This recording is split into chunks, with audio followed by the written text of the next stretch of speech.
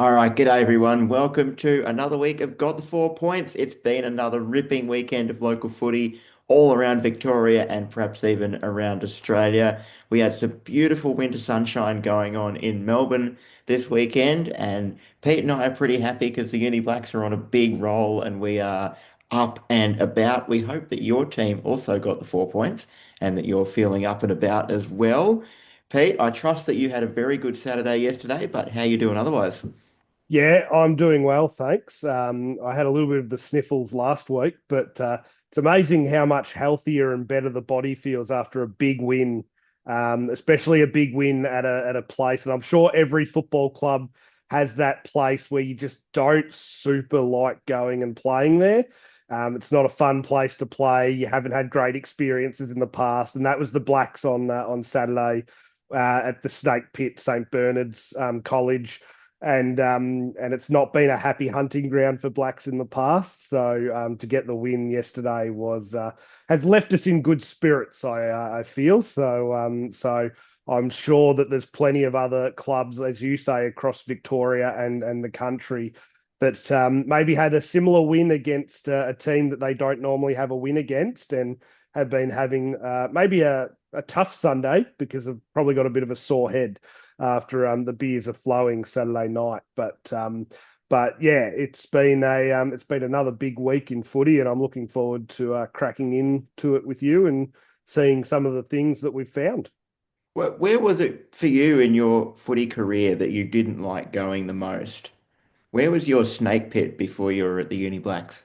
Yeah, geez, that's a really good question. I probably I'm going to give a slight fence sitting answer because I've got two. Give me two The then. the graveyard, Gardner Reserve, Gisborne, just always a tough place to play. Gisborne always put out really good teams. It was always freezing cold. It just was, just not a nice place to play. And then the other one that just was never a happy hunting ground for us was the QEO. And I think that was more, it wasn't that the QEO wasn't nice. I think it was just a very different oval to what we were used to playing on at Castlemaine. Castlemaine, really narrow wings. You keep it tight. You see a lot more teams kicking it out of bounds on the full because they're not used to not having that width. As a Castlemaine local and playing a lot of footy there, we get used to that. We love that. But then you get us out onto the QEO, which is big and expansive, and there's lots of room to run. And I know we lost a lot of games out there against teams we probably felt like we had a chance against. But half time onwards, we were just cooked and just couldn't run with them. So those are probably Mm. the two for me. What about for you? Oh, from the early days, definitely Daylesford. Mostly because it was either snowing or if it wasn't snowing, it was frosty. Either way, the ground was white. Um, Even still frosty by the time the under 15s were on at 11 o'clock or Mm, whatever it was. Um, but yeah, also when I was at Newstead, I would say probably in a similar manner, actually, it was Princes Park, Maryborough. yep. Like the Camp Reserve, Newstead's a small ground. It's a narrow, confined space. We trained on it, we knew how to play on it quite well. And I just remember Princes Park, Maryborough, a bit like the QEO, it's pretty big. Yep. And it always seemed to be windy. We only ever played there for finals. Mm, We never played there during the regular season. But I just remember the windy, open expanse of Princes Park. I mean, I don't know if I actually won a final there. Played several in the juniors there for Newstead. Um, I don't think we won any of them. mm, Yeah, I just remember not having good vibes. The last time yeah. I played a final there, I remember thinking, oh yeah, we haven't won any of the others. I don't like this. Yeah, Yeah, and the fact that we never played on it during the regular season didn't made help. it hard. Yeah, Yeah. it's funny you say that because whilst I say QEO wasn't a happy hunting ground, it's probably also the place where I had one of the greatest wins of my career, which was a 1 point win. A QEO like Princess Park that you reminded me of is the finals venue for the Bendigo Footy League, and we had a 1 point win against Gisborne in an elimination final, which was pretty incredible. I managed to dislocate both my shoulders in that game, which was fun. Wasn't that And most weeks? That was most weeks, but normally it was just the left. Normally the right stayed in, but this time it decided to go as well. I think because I was favouring it more because the left one had come out, and I was pretty happy because I thought I was going to spend the last quarter on the pine because I thought I could barely lift my arms above my shoulders. But unfortunately, Lenny still Lenny still had me in the back line, and that was a tough game. But I just remember how much enjoyment when that siren went in the elimination final to get that win. So it's Mm, probably also serves as one of the best wins I've had on an oval that probably didn't have a lot of wins on. And yeah. I think that could have also been the game where Pat Ruggles genuinely Mm, genuinely killed a bloke. I'm not sure that bloke's he's back up and walking yet, but that would be a 12 weeker these days, and it got that might be a 12-yearer. That video is doing the rounds on socials still. I don't know if he knows that, but I've seen that. I mean, I watch a lot of local footy videos because I love it, obviously. But I've seen that video crop up quite a lot on baseline footy and a few of Mm, those. But anyway, Pete, we're gas bagging here. We've got a lot to get through. We've had we do. so many awesome things happening in local footy around the state. Before we get into what caught your eye, just want to tell people, as always, to get behind our Instagram at Got the 4 Points, and you can find us on Spotify and YouTube. Presumably, you're hearing us on one of these, on one of those. So if you feel like checking out the other, please do that. And also feel free to send us an email at gotthefourspoints@gmail.com. Mate, we are going to do one of our regular kind of wrap ups, the wash up, I've seen you calling them, around what caught your eye during the week. So, yeah, why don't you kick us off? Yeah, I'll kick us off, and I'll kick us off talking about thrillers and games that are decided on a kick here or there, as the one I told just before. I'm actually going to take us to the Northern Footy League and Div 2. So I know we've spoken a little bit about the Northern Footy League and the Div 1. Hmm. We haven't discussed it for a few weeks, but we're actually going to take us to Div 2, and it's Thomastown versus Lower Plenty. So Thomastown heading into three-quarter time, trailing by 11 points. Quite low Hmm. scoring game. We're certainly not talking goals galore. We're talking pretty tight, pretty dour. And Kyle Green has absolutely inspired a last quarter comeback. Not only inspired a last quarter comeback in terms of getting his hands on the footy, kicking a goal earlier in the quarter, but then getting it done under pressure and under intense pressure, which is Hmm. a kick after the siren. So, Beautiful. so just to set this up, there's about less than a minute to go. Lower Plenty probably have the ball around their half forward line. Ball sort of spills out. There is a Thomastown player, Lawrence Lepiccolo. What a name! What a name. What a name! Um, Manages to get the clearance and switches it straight away. Just Yeah. this is the time of the game where there's no sort of let's be conservative. It's risk time. Switches it straight away to Aaron D'Angelo. What a great name! I'm already liking this Thomastown team. Um, Switches it to him probably I'd say centre half back, true centre half back too. Hmm. Straight in front centre half back. And he just takes off, and then he launches it, absolutely launches it from that centre half back position up forward, where Maka Zakul, another great name, manages to land in his hands. He runs forward with it to about the 50-meter mark, and then just does a really, I can imagine for Maka there maybe a little bit of indecision. Do I have a ping at the goals? What do I do? There's a leading forward. He just does a really smart chip, just a little 15-meter chip that Kyle Green, who's running almost alongside him at this point, manages to just continue running on and takes the mark and goes back. And as he goes back, the siren goes. And at that stage, it is a 5 point ball game. So they're down by 5 points. Um, he's in sort of the right forward flank. I'd probably say a 45-degree angle. Goes back and just slots it absolutely calmly and coolly. There's no panic, there's no worry. I reckon he even gives a little cheeky smile when the siren goes. He sort of looks back behind him and just gives a little cheeky smile to the fans that are standing around watching. And then, Rob, it's just what you love to see. He kicks the goal and it is stacks on the mill. I reckon there's a good 30 blokes just all in one mound, just all on top of Kyle Green as he's kicked the goal there. So I did read an article earlier today where the coach of Thomastown was saying, never in doubt. As soon as he saw who had the ball, he was sort of thinking, if you gave me the choice of anyone having a shot after the siren, that's who he'd want the ball in their hands. So thought that was incredible. And the other shout out I will give is because when I saw the story, I thought I don't just want to talk about this story without actually having witnessed it. So I went to the Northern Footy League website and watched the live stream of that last quarter.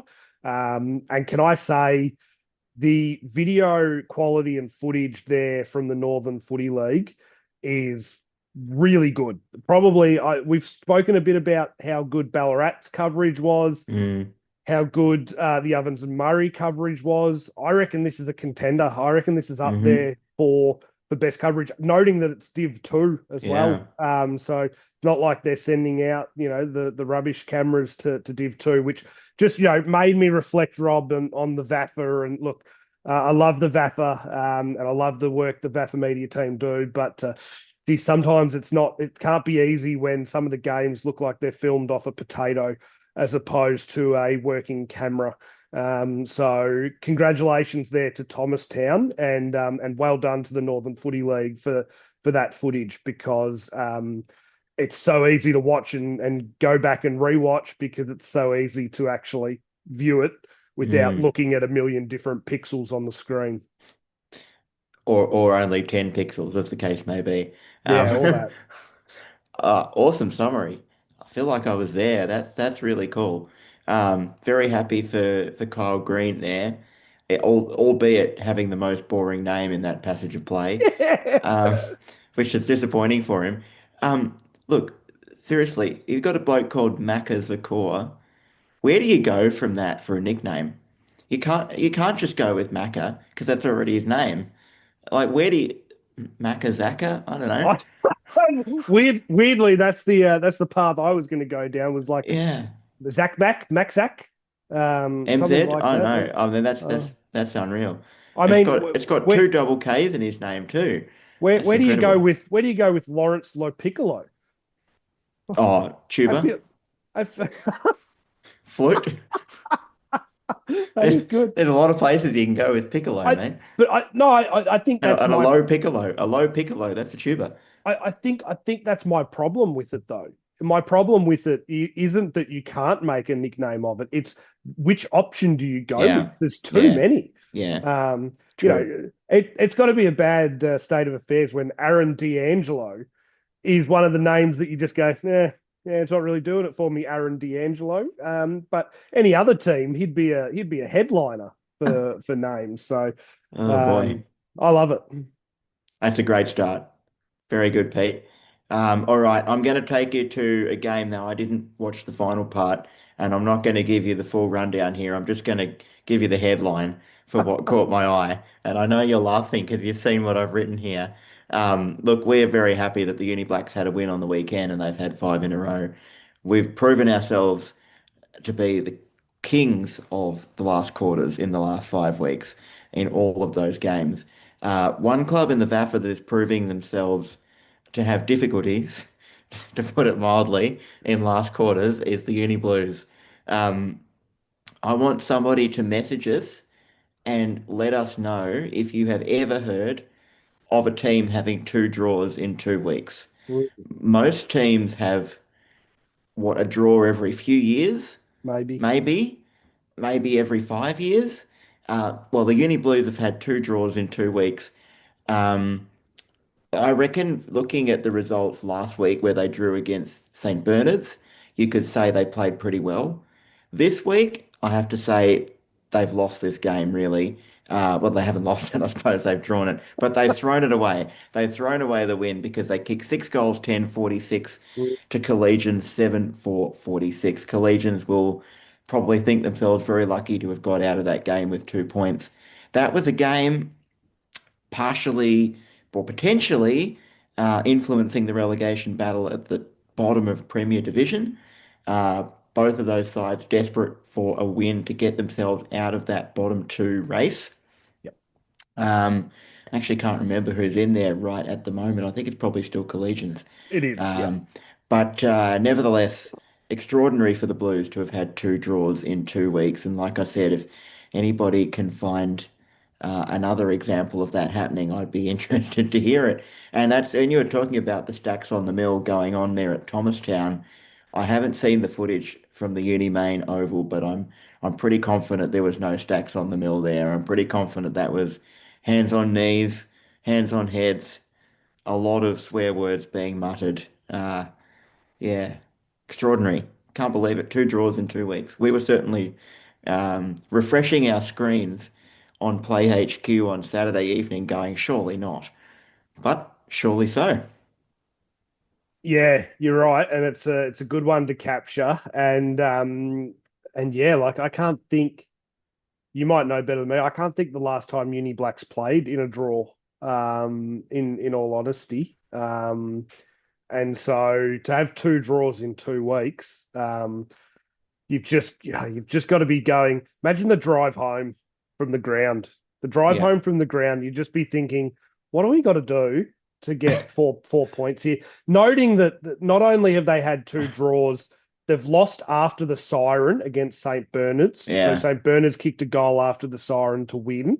yeah, Old Zavs kicked one really late to yeah, beat them a few weeks back. yeah, I reckon there's maybe been one or two others where they've been up in the last quarter and lost. Like yeah.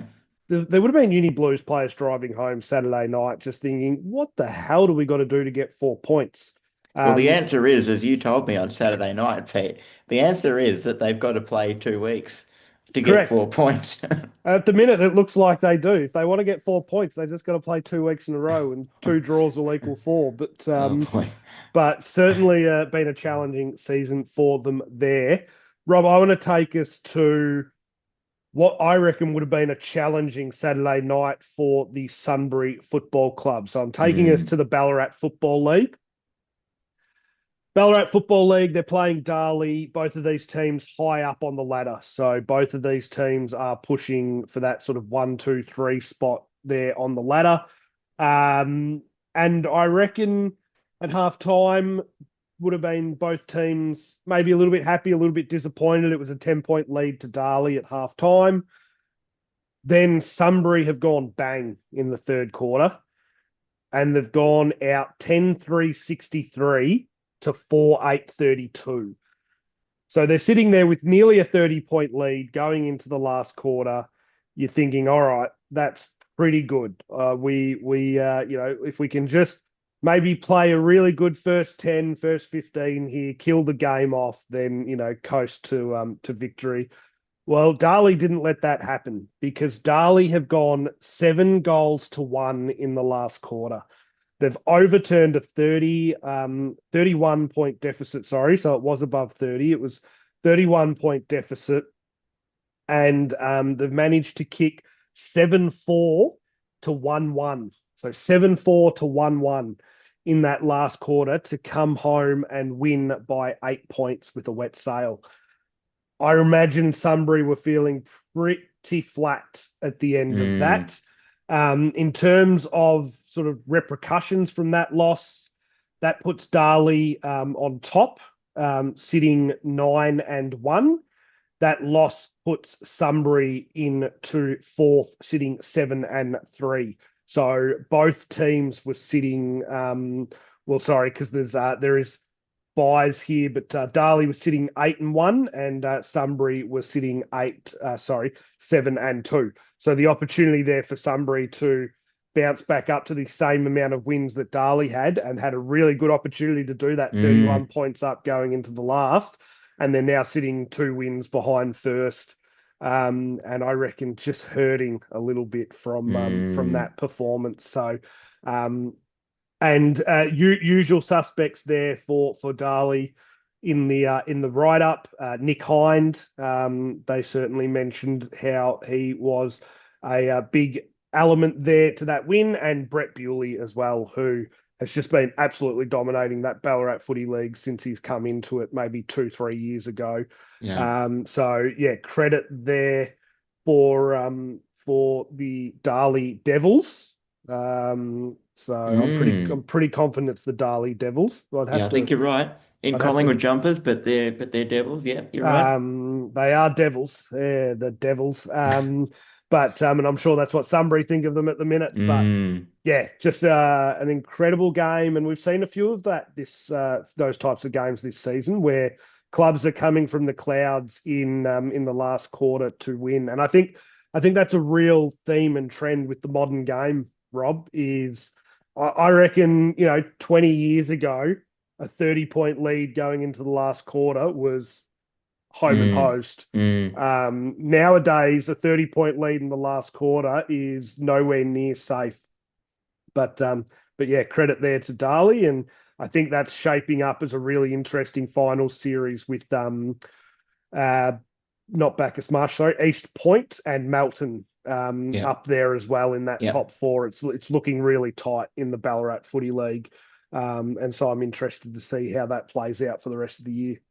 Yeah, definitely. As I'm enjoying keeping an eye on all these leagues, it is fascinating looking at how they're shaping up. And Mm. actually, there are some leagues, we'll touch on some as we go through the rest of this episode, where one team is sort of out on top and flying, but there's quite a few leagues where it's not cut and dried at all.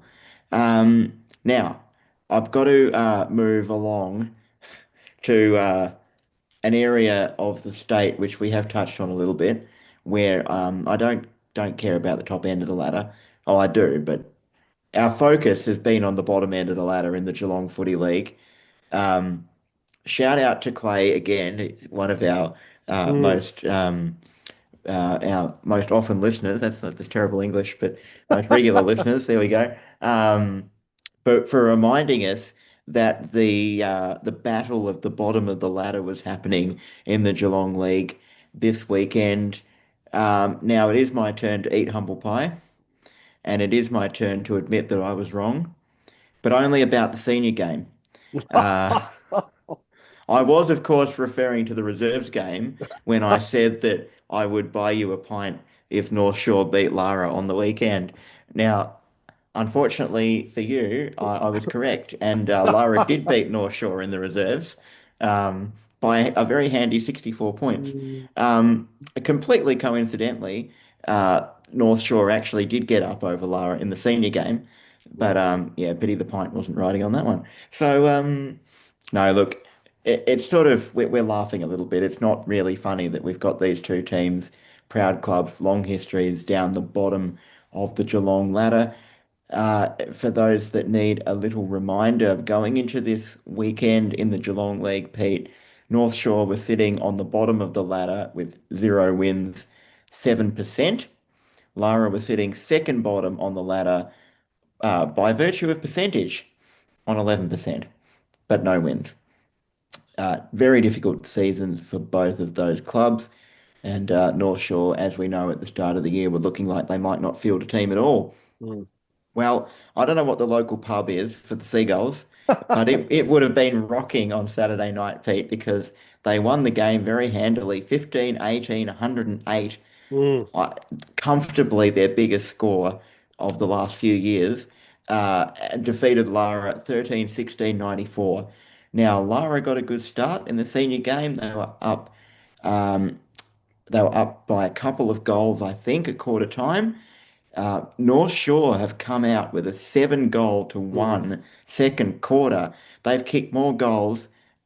I need to double check this, but I suspect they might have kicked more goals in that quarter than Than they they had have for this the season, than to the year to date. And something like that anyway. And potentially. then must have been a pretty strong wind. I imagine it's quite a windy ground down there at Lara, pretty close to the Mm. coast. Yeah. Anyway, Lara had a pretty good third quarter, 4 goals to 2, to bring the margin back to 11 points at three-quarter time. Must have been a rollicking last quarter, 5 goals each in the final term, probably just emphasizing that defense is not either of those teams' strong points. Um, the defense was pretty knackered in the last quarter, leaking goals at both ends of the field. But yeah, look, North Shore have hung on. Very impressive for them. Um, the percentages have skyrocketed down there at the bottom of the ladder. Lara were on 11%, as I said. They are now up to 17.85. North Shore, even though they've won the game, their percentage has only gone up from 7 to 12.89. So still pretty grim, but hey, congrats to Seagulls. And in all seriousness, I will get you a pint. Congrats on that, on winning that bet. And well done to North Shore. Very happy for them, given that they Mm, look like they weren't even going to field a team. Not happy for Lara. That's not a good situation for no, them. Let's hope they can win the return bout if there is going to be one. I need to double check that yeah. later in the year. And finally, in the Geelong League, um, another one, Pete, where there was a very big last quarter. Geelong West Giants have run over the top of Grovedale, Mhm. kicking 5 goals to 1 in the last quarter to get home by a point. So that would have been absolute scenes in that game. It's a game that Geelong West were expected to win. They're several spots clear of Grovedale on the ladder, but still a fantastic last quarter to get up by a point. Yeah, that's a great summary, and yeah, well done to my Seagulls there. Never doubted them. Always loved them there. But yeah, you do have to feel for Lara. Maybe a bit of the egg on the face for AFL Barwon in that, the club you've tried to shut down has Mm, just won a game of football against another club. That's probably a little mm, embarrassing for them. They're probably not opening the Geelong Addy on Monday, looking at that with joy compared to you and I. But that's okay because we doesn't bother us. But yeah, and it was good. I suppose it must be nice, even for Lara, even though they lost. It must be nice just to kick a score that feels like a regulation football score and be in a game where it feels like you have the chance to win. yeah, I can imagine they've run into a few games this season for both North Shore and for Lara where they just know before the ball's even bounced that it's probably not going yeah, to happen. I think I was reading an article that was saying around North Shore particular, most of their players, this is their first year playing senior football. yeah. So it's not like they're rolling out there with a squad that's played some Mm, senior football and they're trying to bring some youth in. Like mm, this is just often young kids that are playing mm, their first, crack at senior footy, which I yeah, can imagine is difficult. But yeah, hopefully they do get a return bout. We might, like I said, we'll have to look into that. It'd be nice to have a return bout and see if maybe Lara can get some joy themselves. Rob, I'm going to take us up the state a little bit to the Murray Football League. Maybe one, and this won't be a long one. This is more just a quick little side note. I'm also just a little bit worried about what this means for the league. mm, We've spoken a lot around competitiveness and having that competitiveness to make a league that's interesting and desirable for people to want to come play, watch, be involved with. But we've spoken a little bit about Kingupna, the road. Great nickname, the road. Well, the basic premise of this is the discussion is that the road have one hand on the cup already. mm, So we're mid year, and they're basically saying that the road have got the premiership sewn up. mm, Is what they're saying. That's off the back of the weekend where they smashed second place Moama by 91 points. So it was 5 goals to 1 in the first quarter, 3 goals to 2 in the second, 6 goals to 1 in the third, and 5 goals to 2 in the last. So mm, just dominant over the top of yeah, them across the whole game. Um, the Road has won all of its matches by 65 points or more this season and scored more than 100 in all but one match And they're sitting at top of the ladder with a percentage of over 480%. So it's been a bit of a shellacking there for most of the league. The one team that they didn't score 100 against was Numurkah. They scored 95. So well done there to Numurkah, Disappointing. to hold them to that 95, which is funny thinking that Numurkah are sort of mid-table, Mm, compared to other teams that are higher up on the ladder that are getting absolutely, pasted by them. So, yeah, a little bit worried about what that means for the Murray Football League. I don't think you like to see mm. second get beaten by 91 points by top. No. Um, yeah, it'll be interesting to see how that sees. Look, we also know that it doesn't always pan out that way where you're dominant Yeah. all season and win the grand final. But yeah, I think it's just a watch to see what happens with the road for the rest of this season. Yep. No, good one. I'm going to take you west now, to the Horsham District League. Now, we did chat a little bit about this league at the start of the year, Pete, when we were talking about winning streaks Hmm. and losing streaks. We've really enjoyed covering the snapping of some losing streaks around the state. Well, Harrow Balmoral had one of the all-time great winning streaks going in Victorian local football. They came into season 2025 on a 36-game winning streak and won their first game over Taylor Lake by a lot, and so extended their winning streak to 37. They actually got that out to 42 before succumbing to Norajua Kwantong by 35 points. That was in round eight. So we actually missed that one when it happened a few weeks Mm. ago. Um, but what really caught my eye this week was not only that I have no idea how to pronounce Narajua Kwantong, but but Harrow Balmoral, the Kangaroos, have had a second loss of the season.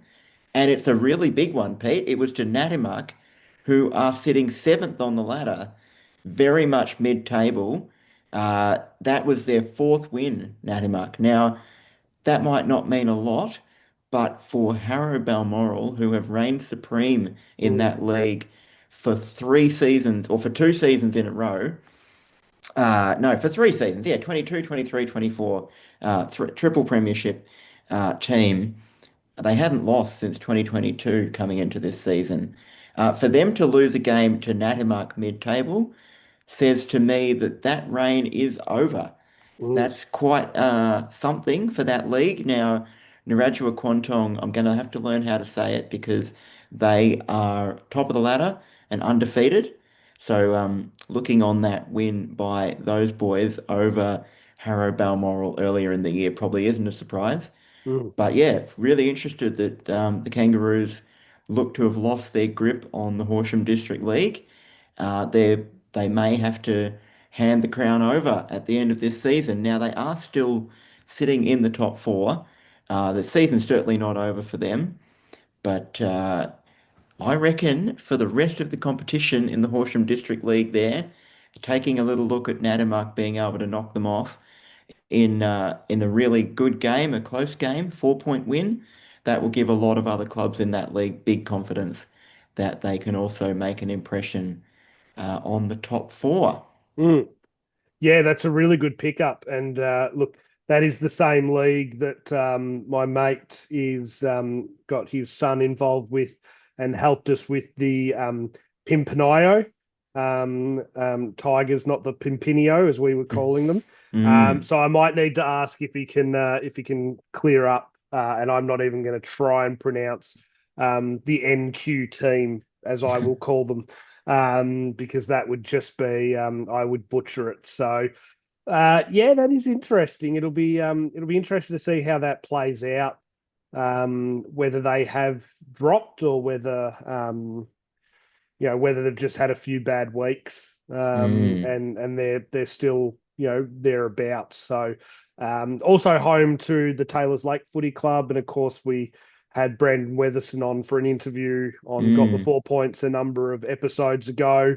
And that was where he, one of the places where he really started his coaching journey out Yeah. there at Taylor's Lakes. So, yeah, really good league, that Horsham District League. We don't cover it all that often, but that's a Mm. really good pickup from you on your end.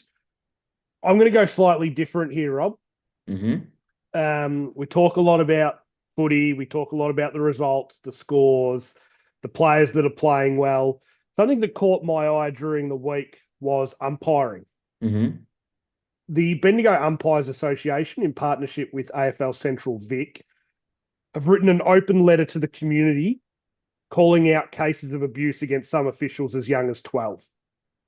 The Mm. umpires in charge of the region officiate games for Bendigo, Heathcote, Loddon Valley, and North Central men's competition, the Central Victorian Football League women's competition, and the Bendigo Junior Football League as well. Mm. So, under the current model, the BUA is filling hundreds of appointments every weekend. Mm.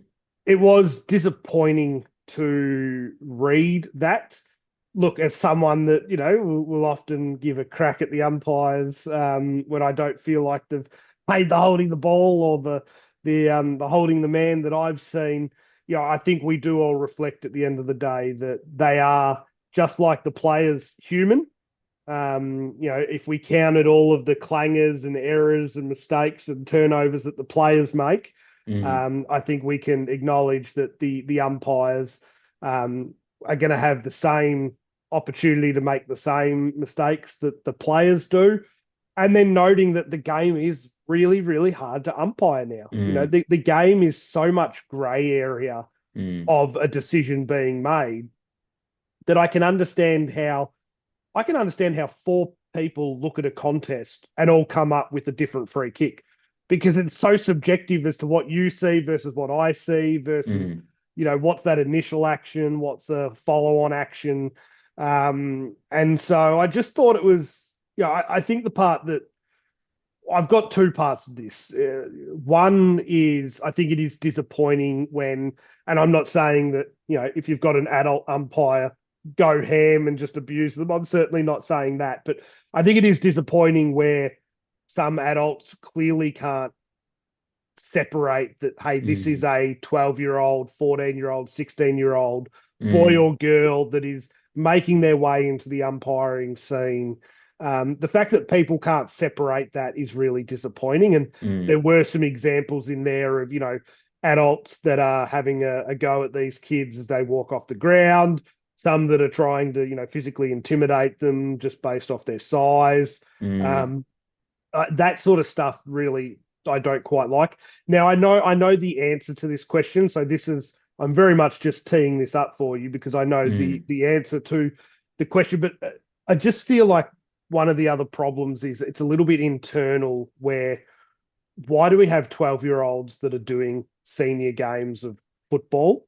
Mm. Why are we putting them that position and not allowing them the opportunity to develop like you would a player. Mm. We're not putting an under 12s player in a seniors game to play. Why are we putting them into a seniors game to umpire? I'm just interested on your take on sort of that situation, and what your thoughts and feelings are. Totally agree on everything you've said. Uh, we love the dynamic of Australian football of being able to scream ball when you think they're the holding the ball and say, "Come on, umpire!" when you're not happy with the decision. Uh, but it can't get personal, No. and it can't get any further than the moment something happens, Mm, and it can't get anywhere near being physical intimidation or physical intervention. It's just not on. Because one of the other things that we love about our game is that it's not like some of the scenes you see in in other sports, and I'm going to call out soccer specifically, where you see players and officials and supporters surrounding intimidating referees, you know, mm, and you see staging for free kicks. I know you see it a little bit in AFL, but very, very rarely at the local level, and I love that. Um, I think it is really problematic that we don't have enough mm, people stepping up to umpire. Yeah. And and that and there is a suggestion that 12-year-olds need to go out there. You're absolutely right. You cannot put a 12-year-old into a senior football team, and it is completely unfair, I think, to subject those 12-year-olds to that kind of heat because I don't want to remove all of the screaming out of ball No. and the appealing for free kicks a bit.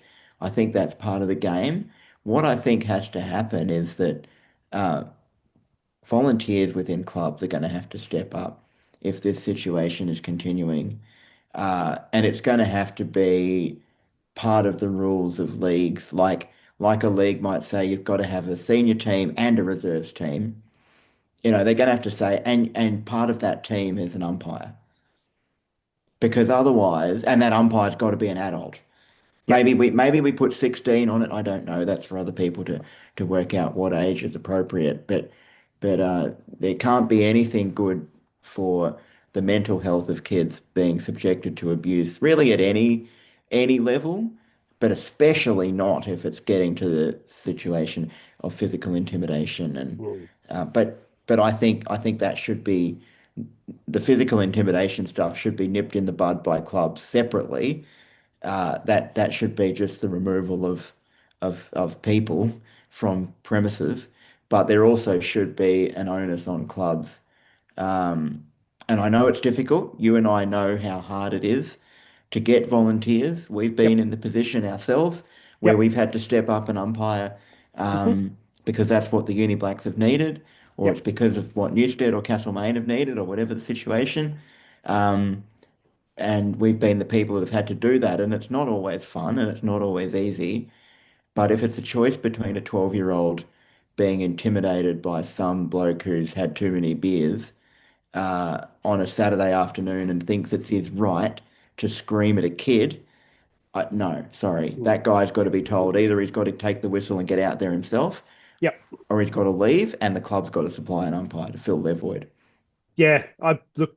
I the two things that come to my mind is I reckon if you get done with abuse of an umpire, Mm, the punishment should be that you go out and umpire, yeah, and it's not like a you go out and umpire next week and then it's like oh, okay, it's like no, you're now umpiring for the rest of the season. yeah, I don't care where you've got to drop your kid off, or if you don't mm, have a kid, you're just there as a supporter and you don't have any relationship with the game. You're going to umpire. I don't give a crap. yeah, You go out and umpiring that yeah. game if you want to continue to attend football To be games in the involved. future. Yeah. Or, and I know this would be with a lot of controversy, the VAFA policy is that there's no beer served at the game until post the seniors Yeah. game. Yeah. Maybe country football. I know country football would hate that because it's a lot of their income and sort of revenue is that. But if supporters and fans are getting tanked up on grog and halfway through the twos game they're absolutely shot and they're just thinking that they can say what they want, well, maybe drastic measures are called for. But anyway, I think that's one to Yeah. just watch and see. I Yeah, I know that in the article I read, they were noting that there has been a lot more reports of umpire abuse this season Mm. compared to any other previous season. So, Yeah. one to watch, and hopefully we can reverse that trend and improve the standards of the standards of everything, the standards of our behaviour towards umpires. Mm. Hopefully we can find some form of a system or a process or a method where we're also improving the process and pathway for these umpires as well, Yeah. and not feeling like we have to have 12-year-olds out there doing senior games of football and Yeah. putting them in really difficult positions. Yeah. Totally agree. All right. So, Pete, I'm going to give you two more. I'm going to give you my two because I can see you've got one left on your what caught your eye. First one I want to do is go down to a league that I'm not sure we've actually covered yet. It's the Colac and District Footy League. Mhm. I'm really enjoying seeing the contests in these district leagues. Actually, we spent a bit of time looking at some of the big name leagues like Geelong and Bendigo and Ballarat, but I'm loving these district leagues. I was really intrigued on the weekend.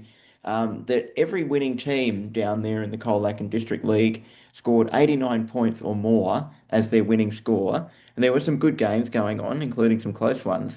Um, but Illawarra Biak beat Alvi with a score of 5-8-38 to 5-6-36. Now, it caught my eye initially because it's a close score, but also, what's going on? That's a crazy scoreline. I don't know if it was a really wet oval there at Alvey. I had a little look. The scores at that ground have been pretty good up until this week. It just really jumped out as an extremely low score. Mm, And maybe if Lara and North Shore's defensive units are really struggling, perhaps Illawarra Biak and Alvey just have top defensive units. I maybe. don't know. But that was really interesting. It was a really big win for Illawarra Biak. And by the way, that is a name. Um, that is right up there with some of the North Central and Loddon Valley League teams. That's right up there with Sea Lake Nandaley Yep. and even Tungamar and all of them. Ooh. Anyway, Illawarra Biak. That's a very good win for them. That was their sixth win, and it takes them to sixth on the table, only a game now behind Alvey in third place. So it's a very tight middle of the table down there in the Colac and District League. And with that very low scoring win, Illawarra Biak give themselves a real chance of making the finals, I reckon. So that was what caught my eye in the Colac League. Now, before we move on to your final, what caught your eye, I want to get your take on something that cropped up for us when we were having a little gander at the scores on Saturday evening together. Now, this came about because my hometown Newstead defeated Campbell's Creek by a margin that, well, it wasn't very big, and Campbell's Creek haven't won a game for quite some time. And a lot of their margins, or their losing margins, they're up around the 100 points plus. Newstead won the game by, I think it was 34 points. Um, and as I scrolled down the ladder, I noticed Campbell's Creek were on 4 points. Now that really caught my eye because I thought, what? They've won a game and I missed it. But actually, what you informed me was that they have given points on the ladder. They've given Campbell's Creek 4 points for the bye. Now, what is going on? This podcast is called Got the 4 Points, but we have not envisaged a team getting the bye as a way of getting the 4 points. To me, this is an abomination. You don't get any points when you don't win, even if you don't lose, right? So I don't know. I think that's wrong. Now, I know that you did explain that there might be another take on this, so maybe you can remind me of what that was. But yeah, I just don't think we should be handing out points willy-nilly like this.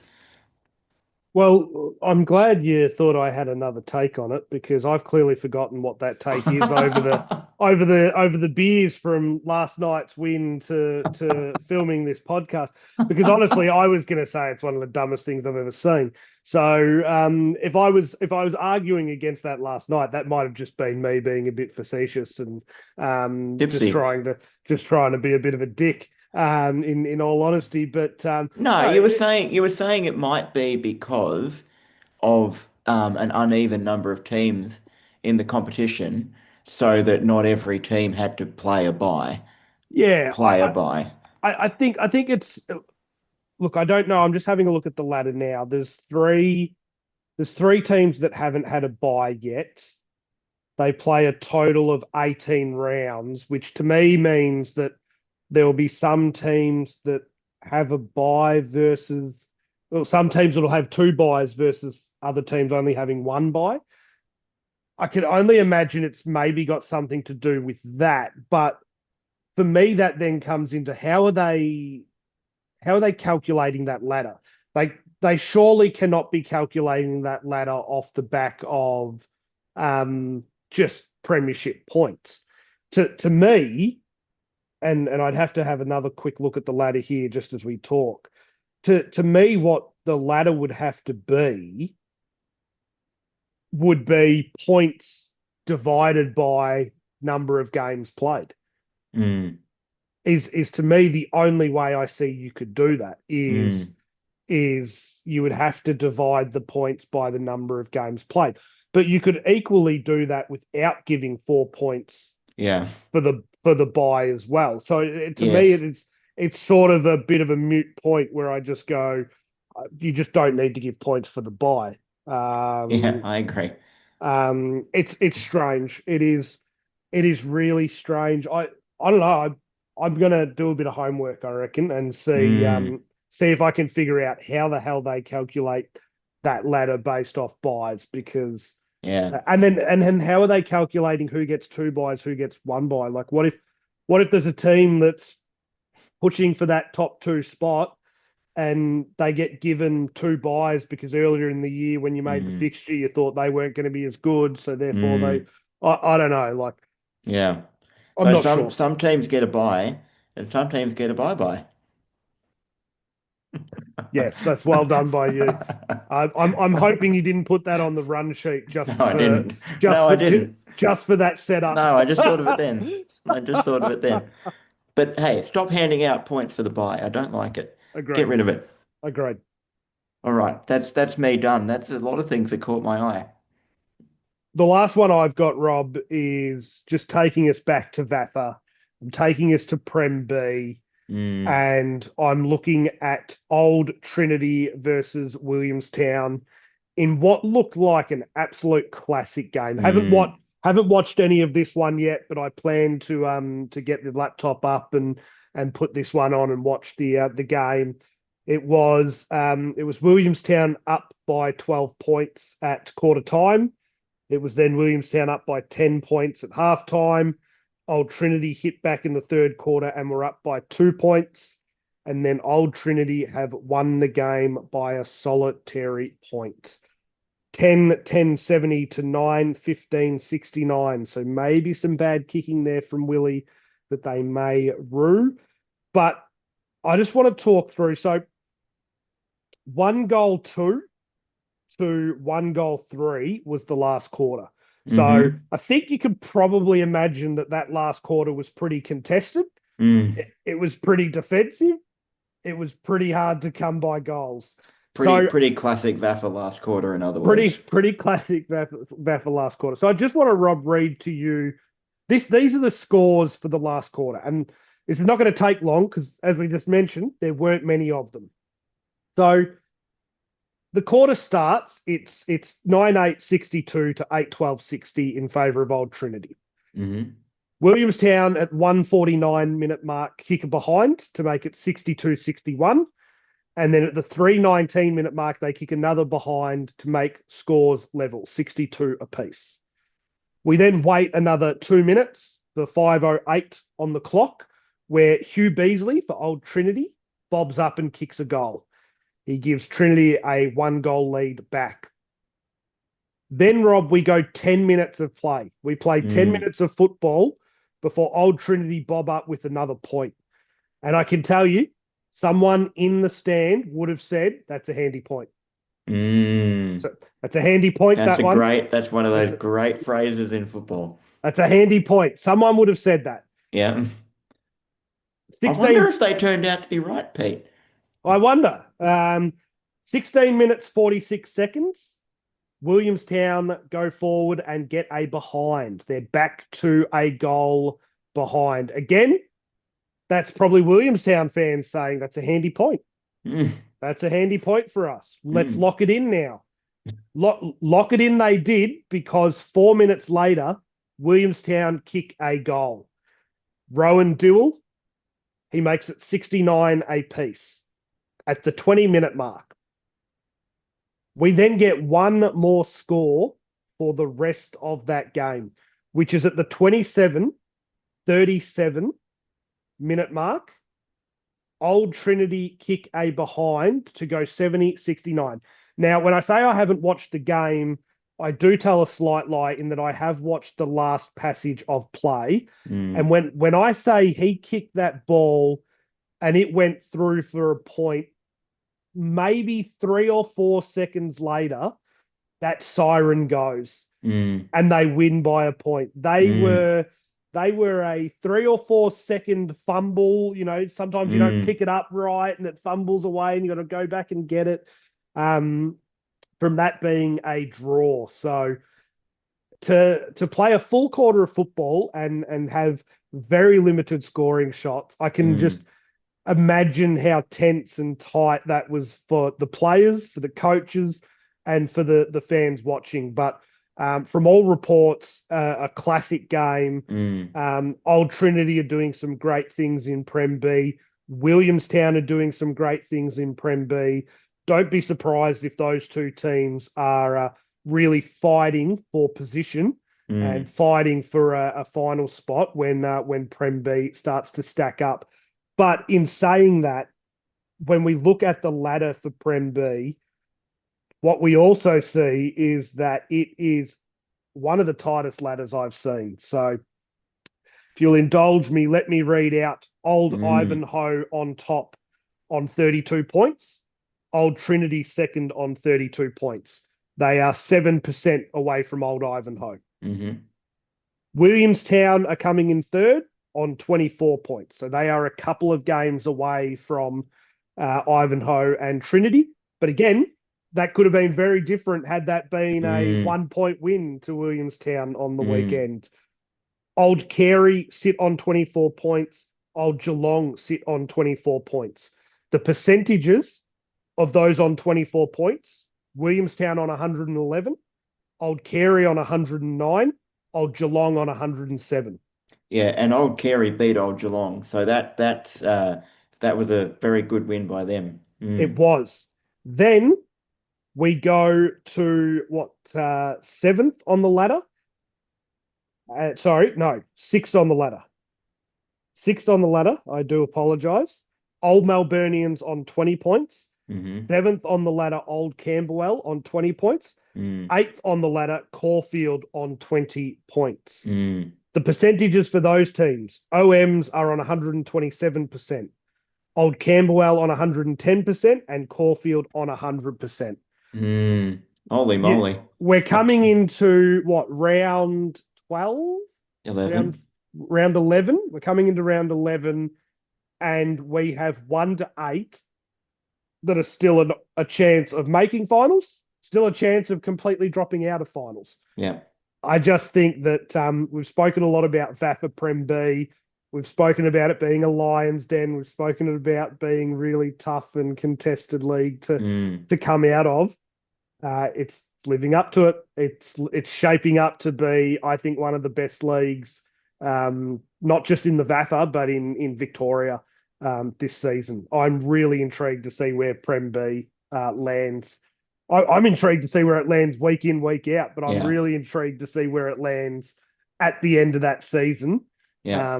Because I reckon there might be a few teams right here, right now, that go, we are a chance for Prem B finals. Mm, Come the end of the season, go, we missed our opportunity because the opportunity's open there for 8 teams to make mm, finals. mm.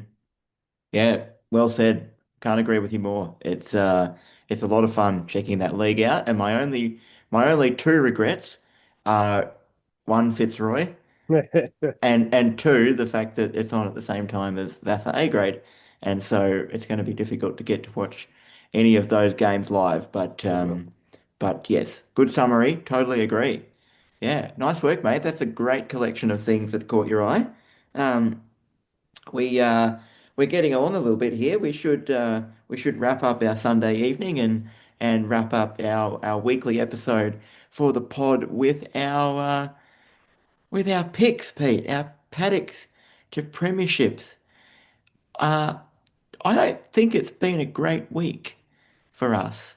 This might not take too long. Do you want to start us off? I can start us off. I think you're right. It won't take too long. Castlemaine, disappointing 4 goal loss to Golden Square. Mm, Castlemaine led by 2 points at halftime and 1 point at three-quarter time. They got outscored 3-8 to 0-2 in the final term. mm, Season's done. Season's finished. Write the season off. It's not happening this year. In positive news, they have just re-signed Michael Hartley and Bailey Henderson for 2026 with a slight switch. So Bailey will actually be coaching instead of Hartley. Yeah, season 2025, all the hopes that were not going to happen. Yeah, that's very disappointing. All right. So Karingal, I'll give you Karingal as my middle one here. 57-point loss to Crib Point. So still without a win down there in the Mornington Peninsula League. That was my wild card Paddock to Premiership pick, and it's been a pretty wild Wild. season down there for the Bulls, but not in a good way. But wait, Pete, this weekend they're playing Tyab, who are second bottom on the ladder with only one win. So this is Karingal's time, Pete. I'm going to be watching this score very closely on Saturday, getting behind Nathan Burke and the boys, hoping that the Bulls can get a win because this is their shot. Go the Bulls. Come on, Karingal. Let's get a win. Yeah, come on, the Bulls. Let's hope it's a North Shore type performance, Yep. and they get on the board. North Albury, Rob, the Hoppers. They had the big match against Wang Rovers. I think I spoke on last week's Paddock to Premiership around. They need to finally deliver in a statement Mm. game. It's all good beating those that are around you and bottom, but until you can beat those teams above you, it doesn't mean much. They lost by 33 points. So the test is still there for them. Can they beat your Wang Rovers, your Wang Magpies? It was close after the first quarter, but they got blown away after that. However, they did make a respectable comeback with a really good last quarter. So maybe they got their game going late and really started to pile some goals on. I'm looking for positives because the Hoppers season isn't done. The Hoppers are still right there. I found a couple of positives, and that it's in the Joshua twins, Murphy and Minogue, who have been their two big goal kickers last season and this season.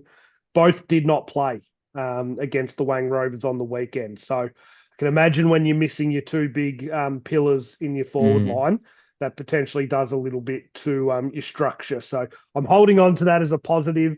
I'm waiting for the Joshua twins to get back and play in the same team and dominate. And hopefully, someone at North Albury calls them the Joshua twins, and it's not just me. I wonder if they call them the Joshua Trees. Maybe. I wonder if they're tall. If that would be good. Yeah, I quite like that. All right, moving on. Tumbleweed rolling past. Um, Pyramid Hill are usually in the Loddon Valley League, not the North Central League. Just got to clarify that this week. Um, they're normally my go-to in the Paddock Premiership. They've been giving me a lot of joy, but you talked about whether they were going to pass the test. Mm, Well, you talked about that in terms of the Hoppers. Um, this reminded me a bit, Pete, of what you said about the road, Congupna being far and away the strongest team in their league. Well, Morong have proven themselves to be far and away the standout team in the Loddon Valley League. So Morong, top of the ladder, undefeated, 10 and zip now, beat Pyramid Hill, second place team by 47 points. Um, so that's pretty comprehensive. It's not as bad as a 91 point defeat. And look, you can lose a game by, 40 odd points and it just be a really off day. yeah. They might still be able to make that closer come the second time round or come the end of the year. So let's hope that that's true. But at the moment, hats off to Morong and a bit of licking of wounds for Pyramid Hill, who look far and away the second best team in that league. No. And they'll play Mediamo this week, who are a fair way down the table, and you'd have to think Pyramid Hill will probably be back on the horse and scheming about how they might manage to knock off the Panthers Mm. at the end of the season. Yep. Well, hopefully the Bulldogs there can figure that one out. I'm going to finish with Tulibuck Manangatang, and it was a 41-point loss to Naya West United, which just rolls off the tongue so nicely. Naya West United. Um, That's good. That better be the um, song. it better be. If it's not, then we will petition for it to change to that. It was close all the way through the game, actually. It was just the last quarter that they got blown out and just couldn't hold on with what Nine West United were delivering. Now it's a top five league, and Tooleybuck are sitting sixth, 2 games back from fifth. So Mm. they really need to get some wins on the board here to keep in touch with that top five. But Hmm. it's looking like they could be venturing down the Castlemaine path of season done. But Mm. we'll see how the next few weeks go for Tooleybuck Manangatang. Yep, that's true. Um, so I'm going to finish in a place that you've already touched on very well, Pete. We've been through, well, you've been through the top end of VAFA B grade. I'm just going to give you an extremely brief summary of the bottom end of VAFA B grade. As competitive as the top end is, the bottom end is done and dusted. Two teams from Prem B are all but locked in to being relegated to Prem C, and they are Hampton Rovers and my pick with the head, he says sobbingly, Fitzroy. Well, they might have been my pick with the heart, he I still think says they were sobbingly. they were your pick with the heart. Yeah. Yeah, it's a rough one, Pete. They lost to Old Melburnians by 45 points on the weekend, and they were, if I'm being honest, the team that it looked most like Fitzroy would have to overcome if they were going to have any shot. It was already an extremely uphill battle, Yeah. like an Everest type climb. But unfortunately, I think it's all over for the Roys. So Right. don't know what's happened there. Be interesting to look into a bit more whether they've really lost a lot of players, young teams coming up. As you pointed out, it is odd that their reserves team is second on the ladder. Yep. That's bizarre. Mm. Um, yeah, don't know quite what that says about the state of the club. No. Um, so anyway, Fitzroy's season is done. They will be relegated to Prem C. I'm calling it off for them, and I'm pulling rank. Outrageous. I'm pulling rank. I Outrageous. am putting in Old Trinity as a Paddock to Premiership contender. Outrageous. Because I need some more joy in my life, Pete. I need some more joy in my life. And you so succinctly took us through exactly why I should be getting on the Old Trinity bandwagon. You did that beautifully. You set up the ball on the tee, and now I'm just going to drive it down the fairway. This is beautiful. Thank you. I don't need to take you through how good Old Trinity were in their win over Williamstown CYMS on Saturday, but I am all in on the Tees bandwagon now. I love that green and gold jersey. I I love what they're doing in B grade, this just as you said. this is Uh, outrageous. no, this is purely pragmatic and purely in the interest of needing more joy in my life. And we need more joy in Paddock Premiership because let's face it, I haven't done very well on my picks. And the only way I'm going to resurrect something out of this season is to pick a team that's already well and truly on its way to a premiership, and that I believe is Old Trinity. Yeah. So I'd like There to you go. see. I always would have said if it wasn't going to be Fitzroy promoted to A grade out of B grade this year, that I would have liked it to be Trinity. And so it's not completely because they're currently sitting equal first on the ladder. It is because I do genuinely think they're a good club and would be quite happy to see them in A grade. So I am going to be adding a fourth Paddock to Premiership team as of now, Wow. Wow. and they are called Old Trinity. Did And um did I ever mention how much I loved the road? The road's always had a special place in my heart. I'll also be adding a no. Look, I will see you, and I will add a fourth team. But I'm going the opposite, Rob. I'm a glutton for punishment. I love Hampton Rovers. as much as I love the top end of the table and everything like that. There is something I've loved about the VAFA and getting away from a relegation battle and Right. getting out clean. So I'm going to pick a fourth as well, but on a Oh, wait, different. can I guess who it is? I'll yes. Look, I'll just say I won't say the name, but I'll guess So my spectrum is going to be not Paddock to Premiership in terms of winning the Premiership. This team won't win the Premiership, but I'm going to get on the bandwagon for this team to stay in the grade they're currently in. And what is your guess? Oh, it definitely got to be Monash Blues. It is the Monash Blues, Yeah, 100%. yeah. I'm on the Monash Blues. I don't want to see a triple drop or whatever it is, a quadruple drop. Yeah. I want to see them stay in Div 1 and then build from Div 1 back up the divisions. I am going to put in a fourth there for the Monash Blues. They are currently 2 games away from the drop. They're on the same amount of wins as Uni High. Um, so there's a little bit of work there to do still from Monash. Up until the weekend just gone, they had won 3 in a row, Monash, to get themselves to that 12. They unfortunately had a loss to Oakley, who do look pretty impressive, Oakley. They are sitting mid-table.